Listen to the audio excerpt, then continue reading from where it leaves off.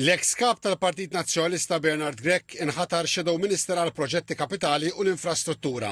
Id-deputat Adrian Delija issa huwa Shadow Minister għal Finanzi, portafoll li kien isegwi Graham Bencini li inħatar Shadow Minister għas Sigurtà Soċjali u Fondi Ewropej. Il-qasam tas-saħħa treġġa' għand it-tabib Stephen Spiteri. Għawdex li kien qed isegwih Alex Borch issa fir-responsabilità tad-deputat Chris Said.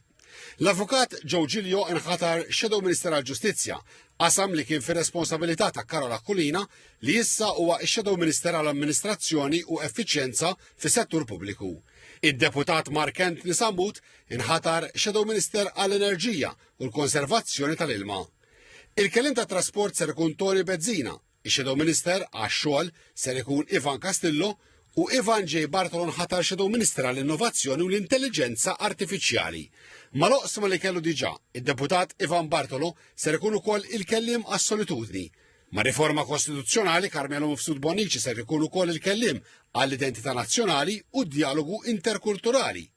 Il-kellim għax-xandir pubbliku ser tkun Grazzella Attard Previ u tal-Wirt Nazzjonali ser ikun Charles Azzopardi li żamm id-delizzi. Mal-qasam taż-żgħażagħ Bernice Borello issa ser tkun ukoll il-kellim għall-Gvern Lokali. David Aġus ser jibqa' Deputy Speaker u bħala Shadow Minister mal-isport żdiedu l-volontarjat.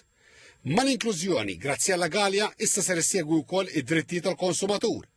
3 deputati oħra ġew assenjati oqsma ġodda: Ryan Kallus, Shadow Minister għad-Dialogu Soċjali u l-Promozzjoni tal-Kummerċ, Claudette Buttigieg, Shadow Minister għar-Riċerka u l-Iżvilupp, u Albert Buttigieg, Shadow Minister għan-Neurodiverġenza u l-ħarsien tat-tfal. Stqarrija tal-Partit Nazzjonalista kwotat li l-Kap Nazzjonalista Alex Borch jgħid li x-Shadow Cabinet huwa prova ċara li l-Partit Nazzjonalista huwa lest bħala gvern alternattiv biex jagħti tmexxija serja, responsabbli u b'viżjoni waqt li jagħti l-aħjar għażla lill-poplu.